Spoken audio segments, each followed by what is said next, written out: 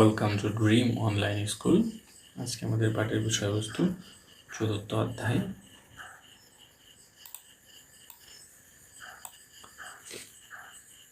চারপাশের লেখার সাথে পরিচিত হই। প্রথমে আমাদের যে বিষয়টি আছে সবুজ ফার্মেসি। আপনারা যদি নতুন হয়ে থাকেন আমার চ্যানেলটি সাবস্ক্রাইব করুন।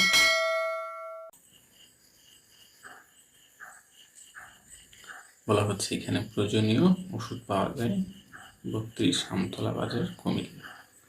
বলা হচ্ছে উপরের লেখাটি কি নামে পরিচিত? এই যে লেখাটি আছে এটা কি নামে পরিচিত? দ্বিতীয় প্রশ্নটি হচ্ছে লেখাটি পড়ে কি বুঝলাম? এই যে লেখাটি এটা পড়ে কি বুঝলাম তার উত্তর দিতে বলা হচ্ছে। তৃতীয় যে প্রশ্নটি এর ব্যবহার কোথায়? চলুন কথা না বাড়িয়ে আমরা পুরো স্ক্রিপ্টে চলে যাই। আমরা উত্তর নিয়ে হাজির হয়েছি আপনাদের সামনে। প্রথম লেখাটি ছিল সবুজ ফার্মেসি, এখানে প্রয়োজনীয় সকল ওষুধ পাওয়া যায়। এখানে একটা ঠিকানা দেওয়া আছে। প্রথম প্রশ্নটি ছিল উপরের লেখাটি কি নামে পরিচিত? উপরের লেখাটি উত্তর দিয়ে আমরা লিখব, উত্তর দিয়ে লিখব উপরের লেখাটি সাইনবোর্ড। দ্বিতীয় যে প্রশ্নটি আছে লেখাটি পড়ে কি বুঝলাম? উত্তর হবে এটি একটি ওষুধের দোকান এবং এখানে ওষুধ পাওয়া যায়। তৃতীয় যে প্রশ্নটি এর ব্যবহার কোথায় বা এর ব্যবহার কি? উত্তর আমরা লিখব প্রয়োজনীয় বিভিন্ন ওষুধ কেনার জন্য এখানে আসা যাবে। আমরা পরবর্তী পাঠটি দেখে আসি।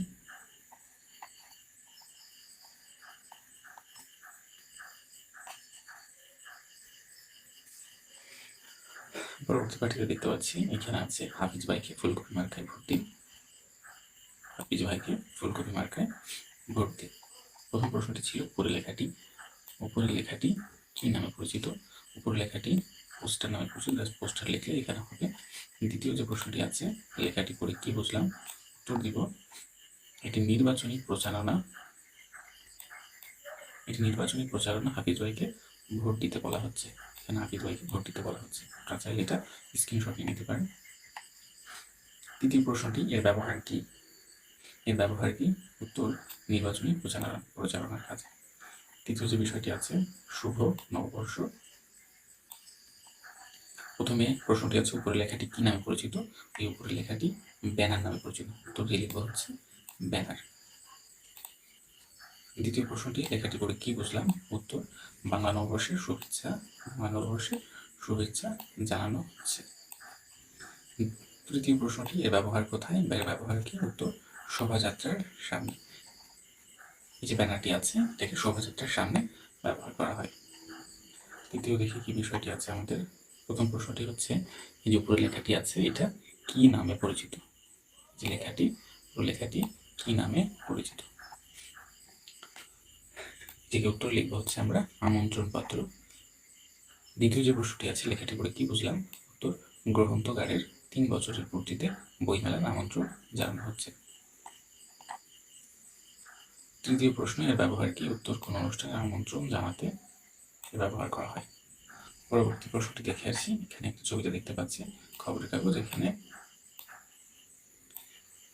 বিজ্ঞাপনের ব্যবস্থা করা হয়েছে। দেখি প্রশ্নটি আছে খবরের কাগজের মধ্যে টুথপেস্টের ছবিযুক্ত লেখাটি কি নামে পরিচিত? উত্তর আমি লিখব পত্রিকার বিজ্ঞাপন। দ্বিতীয় প্রশ্নটি লেখাটি পড়ে কি বুঝলাম? লেখাটি পড়ে বুঝলাম নিম পাতার টুথপেস্ট ব্যবহার করা ভালো। তৃতীয় প্রশ্নটি বিজ্ঞাপনী প্রচারণার কাজে।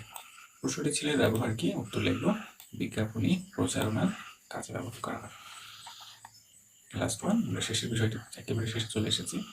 আমরা একটা ছবি দেখতে পাচ্ছি, একজন খবর পাঠ করছেন এবং নিচ থেকে কিছু একটা লেখা ভেসে যাচ্ছে। এই লেখাটিকে কি বলে? এই লেখাটি কি নামে পরিচিত?